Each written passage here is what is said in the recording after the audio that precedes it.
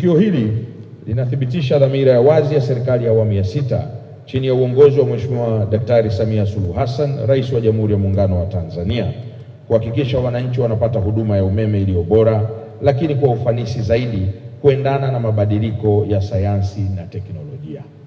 Na hapa niseme serikali hii ya awamu ya sita imewekeza fedha nyingi katika shirika letu hili la TANESCO. Hivi ambavyo tunazungumza, zaidi ya trilioni 13.5 zimewekezwa kwa ajili ya miradi 41.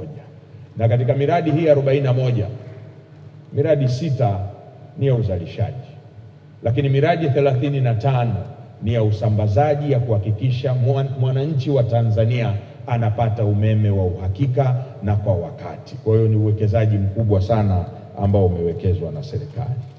Ndugu washiriki, ni vema tukakumbuka kwa undani changamoto ambazo wateja wa TANESCO walikuwa wanakutana nazo kwa miaka mingi kutokana na matumizi ya mita za umeme ambazo hazikuwa mita janja.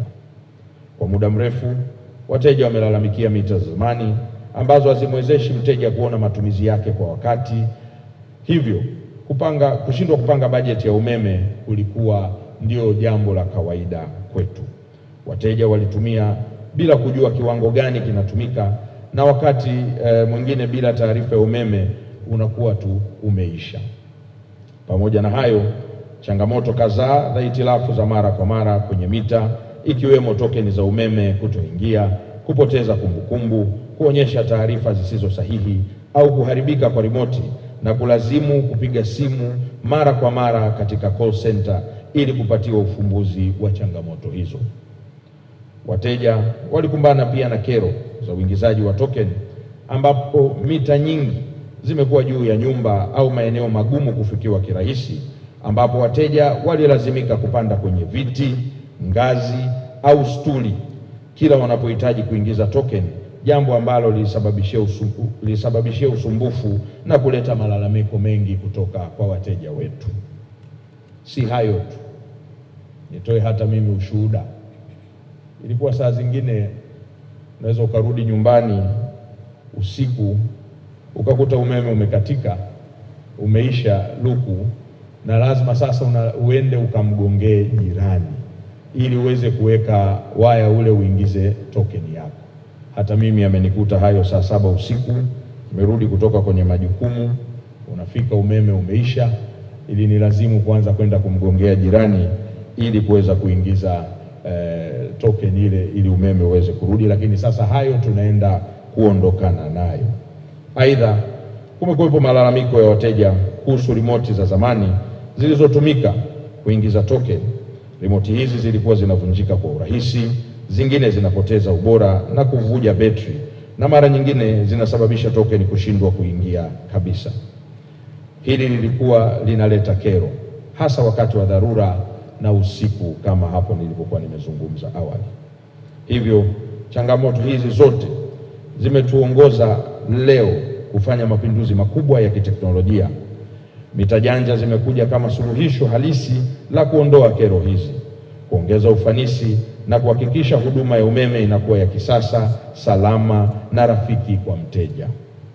Ndugu washiriki, ni wazi kwamba uzinduzi huu wa mita janja leo ni zaidi ya mita, kwani zinaenda kuleta faida na manufaa kwa shirika na wateja wake, ambapo kupitia mita janja wananchi wataweza kuingiza umeme wakiwa mahali popote, si lazima wawe karibu na eneo la nyumbani. Kufuatilia matumizi kwa muda halisi, mteja atapata taarifa sahihi kila sekunde kupitia mfumo wa kisasa na kujua kama umeme unakaribia kuisha, kwa kuwa zitakuwa zinatoa kiashiria, yani alerts. Kwa upande wa shirika, litaimarisha uhakika wa mapato, kwani mita hizi zina uwezo wa kugundua wizi wa umeme, kubaini uharibifu wa mita, kutambua upotevu wa nishati ya umeme kwa wakati halisi. Hivyo zitajenga udhibiti wa mapato na kulinda fedha za TANESCO na za serikali. Jambo linalonipa faraja zaidi, nimefahamishwa kuwa tayari mita hizi zimeanza kufungwa kwa wateja kwenye mikoa yote nchini, na matokeo yake yamekuwa ni mazuri na wateja wanafurahia huduma hii ya kisasa, na tumeona ushuhuda ukitolewa hapa na Mpoki, lakini tumeona hata kwenye video ambayo ilichezwa hapo, namna ambavyo wateja wanafurahia. Nimefahamishwa pia kuwa miaka hivi karibuni shirika limewekeza kwenye mageuzi ya teknolojia ya kisasa, ikiwemo mfumo wa kisasa wa maombi ya kuunganisha umeme kwa wateja unaojulikana kama NiConnect. Pili, uwepo wa kituo cha miito ya simu ya kisasa, yani Unified Call Center, ambapo changamoto za wateja zinapokelewa na kutatuliwa na wataalamu ndani ya wakati, sambamba na uwepo wa mfumo wa Jisoti ambao ni chatbox inayomwezesha mteja kujihudumia mwenyewe. Pamoja na hayo yote, kwa sasa shirika lina zaidi ya wateja milioni 5.6. Kumradhi, ni dhahiri swala la kubadilisha mita zilizopo za zamani kwenda mita janja halitokuwa jambo la siku moja, na hivyo wateja watafikiwa awamu kwa awamu kadri ya utaratibu utakaoandaliwa na shirika. Ndugu washiriki, uzinduzi wa mita janja ni hatua kubwa kwa nchi, na hivyo naielekeza TANESCO kuhakikisha kuwa mita janja zinasambazwa katika mikoa yote bila kuchelewa, kwa kuanza na maeneo yote yenye wateja wanaoonyesha uhitaji mkubwa wa mita hizi bila gharama yoyote. Sasa natangaza rasmi nimezindua mita janja za TANESCO na matumizi yake hapa nchini.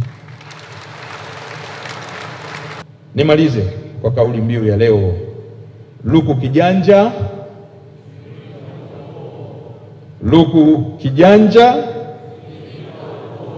Maana yake sasa tunaenda kuondokana na tuma mita namba, token, niingizie. Sasa saa nyingine hata kwenye simu mtu ukianza kumtajia 6 na 9 haelewi, inakuwa changamoto. Hii ukilipa huo unakuwa umeingia na unawaka. Hizi mita, kwa kifupi tu, hizi mita ambazo tunazizindua leo zina faida nyingi sana. Faida ya kwanza kubwa, hizi mita zinaweza kutunza kumbukumbu. Unaweza ukatunza kumbukumbu mpaka miezi 13. Na faida ya kuwa na kumbukumbu ni nyingi. Niongee faida mbili ambazo zinamgusa mteja moja kwa moja. Faida ya kwanza, ikitokea siku mita yako imeharibika, kumbukumbu za ulikuwa na umeme kiasi gani tutazipata kirahisi. Tumekuwa na mabishano hayo na wateja wetu. Mteja anasema nilikuwa na kiwango hiki cha umeme wakati mita zinaharibika. Upande huu wataalamu wa TANESCO wanakataa. Ndugu zangu, wateja wangu, ubishi huo umefika mwisho wake kwa mita hizi. La pili, unaweza ukanunua umeme kwa bahati mbaya. Sisi ni binadamu. Badala ya kuweka namba ya mita yako, ukaweka namba ya jirani yako au ya rafiki yako. Huenda aliwahi kukuambia umnunulie umeme siku za nyuma na ulimnunulia, lakini siku hiyo huna lengo hilo, ukanunua kwa bahati mbaya. Namna ya kurudishia umeme huo urudi kwenye mita uliotaka umeme uingie, solution ya haraka iko kwenye mita janja. Faida nyingine ni behavior. Umeme unaendeshwa kwa mifumo. Unaweza ukapanda wakati fulani, ukashuka. Hayo malalamiko yapo, wateja wanasema nimeunguza vitu na mambo mengine. Mita janja zinatuwezesha sisi kufuatilia behavior ya umeme. Kwa hiyo mteja anapokuwa na malalamiko ya aina hiyo, tukiingia kwenye mfumo wa kuangalia mita yake, majawabu yote tunayapata ndani ya muda mfupi na tunaweza tukakusaidia. Kimsingi wataalamu wetu watapunguza sana maswali ya kuzungumza na wateja, kwa sababu taarifa zote juu ya mwenendo wa umeme kwenye mita yake tunazipata kwenye mita kupitia mfumo unaodhibiti mita janja. Lakini yako matatizo pia. Kuna wakati umeme unaweza kuwa na changamoto zake. Tunahitaji watu fulani tuwaondoe kwenye umeme kwa muda fulani, au kuna shida, kuna moto umetokea. Badala ya watu kukimbia na kwenda kukata umeme maeneo hayo, wateja wanaotumia mita hizi tunaweza tukawaondoa kwenye huduma kwa muda fulani wakati tunatatua tatizo, na baadaye tukawarudisha kupitia mfumo moja kwa moja. Lakini wakati fulani huko tunapokwenda tunaweza kuwa na taarifa kulingana na muda. Tunaweza pia tukaseti taarifa zetu kulingana na time kirahisi kupitia mita hizi.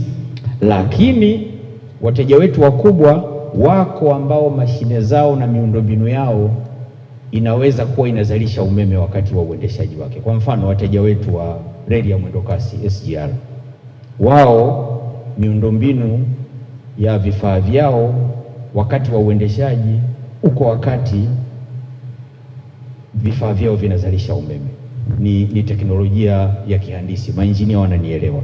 Sasa tunaweza tukawa tuna mabishano, lakini kwa kutumia mfumo huu, kiwango cha umeme kinachozalishwa na miundombinu yao wakati wa shughuli zao na sisi tunachowapelekea ni rahisi na kunakuwa hakuna mabishano. Lakini mifumo ya kiusalama pia, detection, mifumo hii, mita hizi zimetengenezewa udhibiti wa kutosha, haziingiliki kirahisi. Tusisahau sisi wa Tanzania pia wahalifu wapo.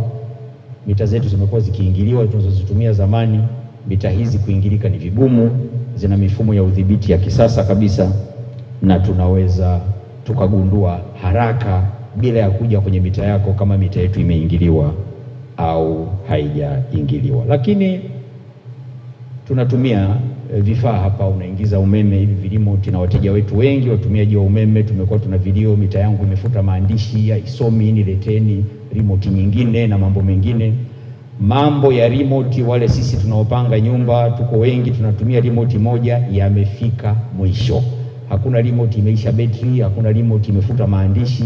Mita janja inakwenda kutoa solution ya moja kwa moja. Lakini sisi kwenye udhibiti wa mapato yetu tutaendelea kuyadhibiti vizuri, tutaendelea kuokoa muda, na kimsingi ufanyaji biashara wa sisi na wateja wetu utakuwa rahisi sana. Tunawashukuru sana wateja wa TANESCO jamani kwa kuendelea kutushika mkono. Tunajitahidi kadri inavyowezekana kuboresha mifumo yetu ya mawasiliano na nyinyi, kuwasogelea, lakini kipekee na washukuru sana wateja wetu wanao appreciate kazi tunazozifanya. Tunafuatilia kwenye mitandao namna ambavyo pale tunapofanya vizuri mnatusifia, mnatutia moyo, tunajisikia vizuri, na tunajiahidi wakati wote tutaumiza vichwa ili tuendelee kutoa huduma bora kwenu. Lakini wale pia wanaotukosoa pale tunapofanya vibaya, tunashukuru pia, kwa sababu huduma yetu ni kubwa, tunahudumia nchi nzima. Tuko tayari kupokea dosari zetu ili tuweze kuzirekebisha. Mheshimiwa Waziri, mimi niko hapa kwa niaba ya wenzangu wa mkoa wa Dar es Salaam, na mimi kama alivyosema Mpoki, labda nitoe ushuhuda kidogo. Sisi Dar es Salaam tunaonufaika wa umeme huu, na watu ambao wamekushaingiziwa umeme huu zaidi ya kaya 1,100,000. Na kwa mantiki hiyo, Mheshimiwa Waziri, unaweza kuona impact ya umeme huu kwenye kaya hizo. Tunapopima uchumi wa household, maana yake ni kwamba tuwezi kumention kitu chochote bila kutaja sekta ya umeme au sekta ya nishati. Lakini pamoja na hayo, Mheshimiwa Waziri, sisi Dar es Salaam tunatumia almost consumption yetu ya megawatts sisi chini ya 650. Maana yake pia unaweza kaona katika megawatts nyingi ambazo tunazo katika taifa letu, si chini ya 650 tunazitumia sisi hapa wakazi wa Dar es Salaam. Na sisi hapa pia tunadiliki ama tuna jukumu kubwa sana la ulinzi pia wa miundombinu ambayo TANESCO au na wizara hii kwa ujumla imeweka katika mkoa wetu wa Dar es Salaam. Kwa mfano, tunayo Kinyerezi 1, Kinyerezi 2 with this both na zile extensions zake, lakini tuna Ubongo 1, Ubongo 2, Ubongo 3, lakini pia tuna Tegeta, na zote hizi zinafanya almost production ya megawatt 952. Na sisi hapa Dar es Salaam ndio pia ambao tunalinda sana pia umeme ambao una cross kwenda kwa wenzetu Zanzibar. Sasa unaweza kaona pia kwamba kikao hiki sio tu kimefanyika Dar es Salaam kwamba ilikuwa ni random sampling kwamba mkoa wote unaweza ukawa, lakini naamini pia ni kwa sababu ya hiyo potential ya sisi pia na Dar es Salaam, ndio maana kikao kikubwa kama hiki kimekuja kufanyikia hapa. Kwa hiyo ndugu yangu Twange, nakushukuru sana kwa kutuona kwamba tunaweza kufanya kazi hiyo kubwa.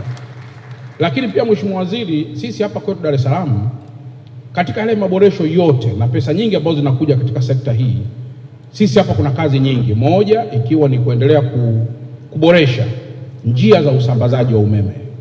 Kwa maana tunapopeleka umeme kwa watu wetu, njia zetu nyingi zilikuwa sio himilivu, zilikuwa ni chakavu. Lakini leo tunashukuru kwamba tayari tunatoa zile nyaya ambazo ni bare conductors, tunaweka zile insulated. Tunatoa nguzo za miti, tunaweka nguzo ambazo ni concrete poles. Lakini zaidi pia mkurugenzi ameniambia pia tutakwenda kwenye smart switches maeneo kama ya Kariakoo na maeneo mengineyo. Lakini pia tuna uboreshaji wa substations hapa Dar es Salaam. na sasa hivi tunatoa nyaya za juu, tunaweka underground cables ambazo pia zinasafirisha umeme wetu kwenda kwenye hizo substations. Na Mheshimiwa Waziri, unaposema taifa uchumi wake unakuwa, moja indicator ni growth ya GDP. Na unaposema growth ya GDP inakuwa, unapoikuja kuigawanya kwa population, kwa mfano kama sisi kwetu Dar es Salaam, unaweza kuona kila mwananchi anakuwa ni kama tajiri kwa kipato chake. Lakini utajiri ule unapimwa, moja, kwa production. Lakini mbili, unaweza kupimwa pia kwa exportation. Sasa production haiwezi kuwa kama hamna umeme. Kwa unaweza kuona kwamba shirika la TANESCO na wizara kwa ujumla zina mchango mkubwa sana katika kukuza hicho kinachoitwa GDP. Na sisi kwetu tunapokuwa GDP yetu iko kubwa, indicator mojawapo tunakwenda kuipima kwenye level of poverty. Kama level ya GDP yetu ni kubwa, tukienda kwenye level of poverty tukuta pia level of poverty iko high, means keki ya taifa haija trickle down ili iwe na manufaa kwa kila mtu. Lakini tukiona GDP iko kubwa na level of poverty iko chini, means kumekuwa kuna impact hapo kubwa kwamba utajiri wa taifa umekwenda kugawanywa kwa watu wetu. Na hicho ndicho kitu ambacho Mheshimiwa Rais anakifanya kuhakikisha kwamba taifa letu, ule uchumi wa taifa unakuwa na impact kwenda huku chini, na hiyo ndio itakuwa ni maboresho ya well-being ya watu wetu, na hiyo ndio itakuwa ni tabasamu kwa Watanzania, na hiyo ndio itakuwa tija kubwa ya TANESCO na tija kubwa wizara kwa ujumla katika taifa letu. Kwa hiyo Mheshimiwa Waziri, mimi nihitimishe tu kwamba tunatoa support kubwa. Miezi michache iliyopita kulikuwa kuna wizi mkubwa sana wa transformer pamoja na ukataji wa baadhi ya miundombinu ya TANESCO. Lakini tumeshirikiana na TANESCO wenyewe kuhakikisha kwamba tunadhibiti tabia hiyo.